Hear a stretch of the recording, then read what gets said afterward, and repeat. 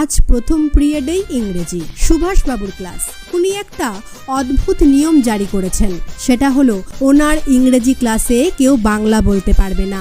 যদি কোনো ছাত্র বাংলা বলে ফেলে তবে অন্তত পক্ষে একবার কানমোলা দেবেন। সুভাষ স্যারের যুক্তি হলো ভুল বলো কিন্তু ইংরেজিতে বলার চেষ্টা করো, একসময় ঠিক পারবে। যথারীতি রোল কল করার পর তিনি ব্ল্যাকবোর্ডে ইংরেজিতেই লিখলেন গ্রামার। ঠিক তখনই দরজার বাইরে বিপদ। আজ সে late. May I come sir? No sir. Why are you late? ক্লাসের সবাই বুঝলো আজ বিপদের কানে কেলানি আছে। ভয়ানক বদরাগী মানুষ সুভাষ স্যার। দেরি করে আসার কারণ কিভাবে স্যারকে বোঝাবে, তাও ইংরেজিতে। If I come then I explain. বিপদের কথা শুনে স্যার চমকিত, আগ্রহীও হলেন বটে। Okay come and tell me. Subhash sir বিপদকে ভেতরে ঢোকার অনুমতি দিলেন। বিপদও ধীরে সুস্থে ঢুকে শানুর পাশে বইয়ের ব্যাগ রেখে সোজা হয়ে দাঁড়ালো। তারপর ফুল স্পিডে এমন ইংরেজি বলল যে সবাই থ। কি বলল সে? হাত নেড়ে নেড়ে বিপদ বলতে শুরু করলো, এ চ্যাংড়া ফিশ টিথ ক্যালান্দা রোড। লোক লোকারণ্য, হেভি গ্যাঞ্জাম, বিগ লোক স্যার, ইয়া ভুড়ি, ভি ঠেলে আসা যায় না স্যার, ইসিলিয়ে I am late, I am blame for it. Subhash sir সবেমাত্র ভাবছিলেন যে ইংরেজি না পারার জন্য কোন কানটা আগে ধরবেন, কিন্তু বিপদের ভয়ানক ইংরেজি শুনে তিনি কান ধরতে ভুলে গেলেন। চ্যাংড়া ফিশটা কি তা বুঝতেই পারলেন না। অন্য মনস্কভাবে ক্লাস শেষ করে চলে গেলেন তিনি। পরের পিরিয়ড বাংলা স্যার হারান স্যার এলেন কিঞ্চিত দেরি করে। এসেই বিপদকে ধরলেন। হ্যাঁ রে বিপদ, তুই কি সব ইংরেজি বলেছিস? চ্যাংড়া ফিশ কি? বোঝা গেল তিনি সুভাষ স্যারের সাথে কথা বলেই এসেছেন। এইবার জানা গেল আসল ঘটনা। বিপদ যে পথে আসে সেই পথেই পড়ে জমিদার বাজার। আজ আবার হাটবার, মেলা লোকের সমাগম।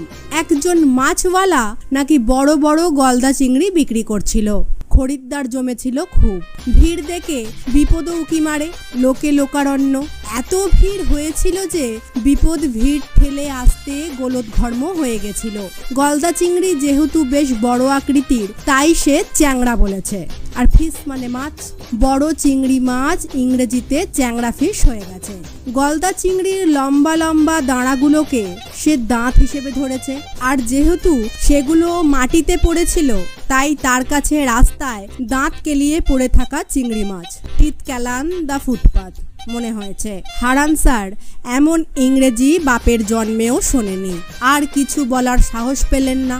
সাহিত্য বিথিকা বের করে স্যার বললেন, আজ রামায়ণের গল্প পড়াবো, সবাই বই বের করো। আচ্ছা স্যার, একটা প্রশ্ন আছে। তোর প্রশ্ন মানে তো বেয়াক্কেলে কথাবার্তা।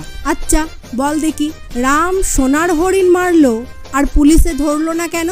দূর গাধা, তখন ওসব ছিল না, তাই বলি। না হলে সালমান খানের মতো জেল হয়ে যেত। হারান স্যার বেশি কথা বাড়ালেন না। কি বলতে কি বলবে তার ঠিক নাই। তার চেয়ে চুপচাপ থাকা ভালো। কদিন আগে কুজ্ঝটিকা সন্ধি বিচ্ছেদ করতে দিয়েছিলেন, অনেকেই পারেনি, কিন্তু বিপদ লিখেছিল কু ঝটপট টিকা। ভাবা যায়? বিপদকে এড়াতে হারান স্যার অন্য রাস্তা ধরলেন।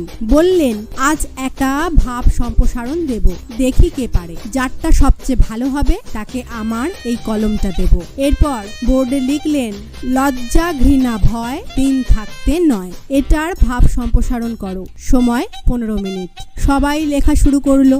স্যার দেখলেন সবাই মাথা নিচু করে লিখছে বসে বসে। শুধু বিপদ বার তিনেক উঠে দাঁড়িয়ে আবার পরক্ষণেই বসে পড়লো। কলমটা মুখে দিয়ে একবার চুষলো। 15 মিনিট পর খাতাগুলো জমা নিলেন। বিপদ তখনও লিখে চলেছে। কিরে, তুই জমা দিবি না? কিছু লিখতে পারিসনি বুঝি? এক প্রকার কেড়ে নিলেন বিপদের খাতা। সবার খাতা দেখলেন, কেউ তেমন ভালো লিখতে পারেনি। না, কলম আর কেউ পেল না। ভাবলেন তিনি, শেষ খাতা বিপদের, ও আর কি লিখবে? অনিচ্ছা সত্ত্বেও নিতান্তই কৌতূহলের বশবর্তী হয়ে খাতায় চোখ বোলালেন একবার। তারপর পুরোটাই পড়ে ফেললেন। সবার খাতা ফেরত দিলেন না বিপদের খাতাটা। যথারীতি ক্লাস শেষ করে টিচার্স রুমে ফিরে গেলেন। বলা বাহুল্য, বিপদের খাতাটা নিয়েই টিচার্স রুমে খাতাটা নিয়ে অন্য স্যারদের সামনে পড়তে লাগলেন হারান স্যার। বিপদ লিখেছে, লজ্জা ঘৃণা ভয় তিন থাকতে নয়। লজ্জা ঘৃণা ভয় থাকা ভালো আবার খারাপ। বিয়েবাড়িতে খেতে গিয়ে লজ্জা করলে পেট ভরে না, চেয়ে চিনতে খেতে হয়, নইলে ক্যাটারিংয়ের লোকেরা দেয় না। আবার লজ্জা না থাকলে জামা কাপড় পরা হতো না। একবার ন্যাড়া হতে সবাই ন্যাড়া ওল বলে রাগাতো, খুব লজ্জা করত, ওই জন্য আর ন্যাড়া হই না।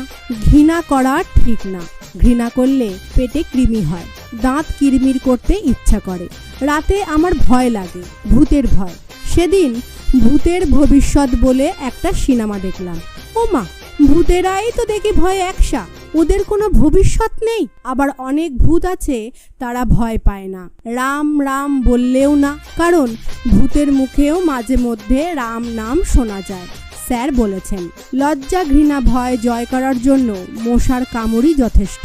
মান সম্মান ভুলে সবকিছু খুলে চুলকাতে ইচ্ছা করে। মশারা কাউকে ভয় পায় না, ঘৃণা করে না, লজ্জা পায় না। যেখানে সেখানে ঢুকে যখন তখন হুল ফোটায়। তখন লজ্জা শরমের মাথা খেয়ে শুধু চুলকাতে ইচ্ছে করে, মনে হয় আহ কি আরাম। অনেকক্ষণ চেপে রাখার পর পেচ্ছাপ করলে এরকম আরাম হয়।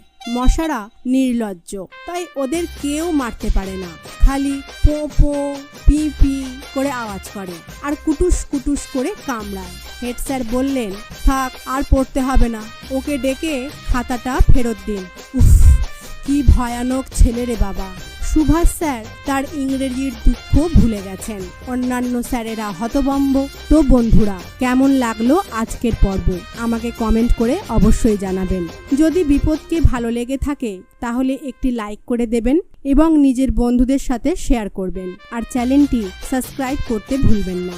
দেখা হবে পরের নতুন কোনো পর্বতে। ততদিন ভালো থাকবেন, সুস্থ থাকবেন। ধন্যবাদ।